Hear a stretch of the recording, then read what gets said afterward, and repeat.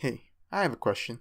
Do you, out of nowhere, look back and suddenly think to yourself, whatever did happen to the online MMORPG game I used to play when I was a kid?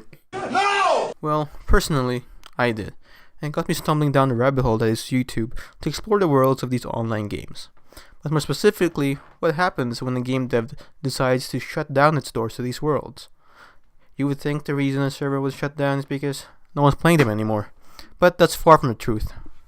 In fact, lots of people play these games until the very end. Let me give you a few examples. Let's first take a look at one of the games I grew up playing so much, Club Penguin. If you don't know what that game is, well, let me tell you. It's a virtual world of virtual penguins where you can walk around and interact with other penguins, and everything was amazing. You could customize your penguin, there's daily events to look forward to, there's also mini games in different areas of the town, you can take care of your own pet, you can even go on spy missions, which were a personal favorite of mine. However, on March 27, 2017, it was announced it would be discontinuing. When I heard that news, it really hit me. I started remembering all the good times I had with the game. I still remember the feeling or the anticipation for school to end so I can go home, sit on my computer, and play Club Penguin all day. I have never, and probably never will, get the same feeling again. What you see here is the final moments before everything ended. Tell me, what do you see?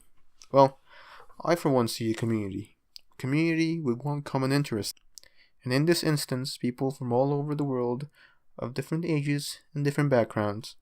People who played it growing up, and those who have newly discovered it, come together in this one spot to say farewell to a game that meant a lot to them. I think there's something really nice about that.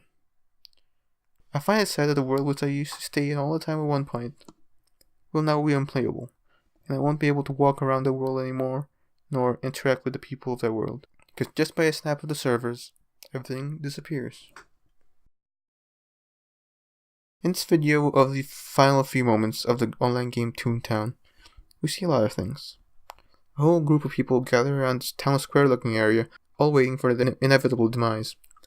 Look at the guy, still clinging on, still hoping, and asking people to sign a petition to bring back Toontown, with the hope it'll come back someday. The game ended on September 19, 2013. And sometimes, like in the last day of City of Heroes, nothing really happens. Nothing special happens, but just people gather around City Hall, awaiting their last breath of this world. Or how about the end of PlayStation Home, where we see a group of people huddled and dancing around a fireplace, typing goodbye to their virtual friends for one last time. It's a melancholic feeling, I think, like something's being taken away from you somehow. Now, you may be thinking, but it's only a game. It doesn't exist, it's only a virtual world. But for some, it's not. It may seem unimportant or silly, feeling sad over worlds that don't exist. But if you're a part of this world, and I mean like really part of this world, it feels like a huge loss. For some people, these worlds hold memories. Your character, your online identity, those relationships that you've formed. There's a bond that we form every time we play an online game. We meet people that we share a common interest in, and when they leave, we never see them again. No, probably never will. And for a second, we're heartbroken.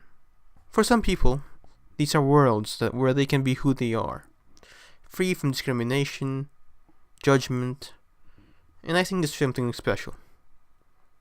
If you're playing an MMO right now, cherish them. They may not be there forever.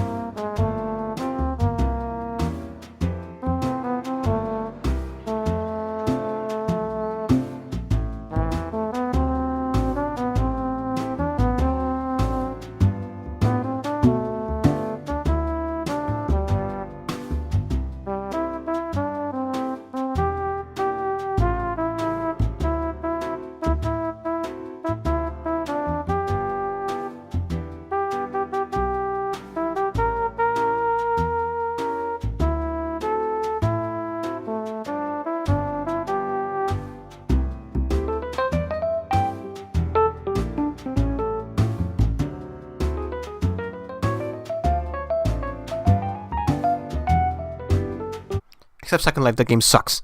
Goodbye.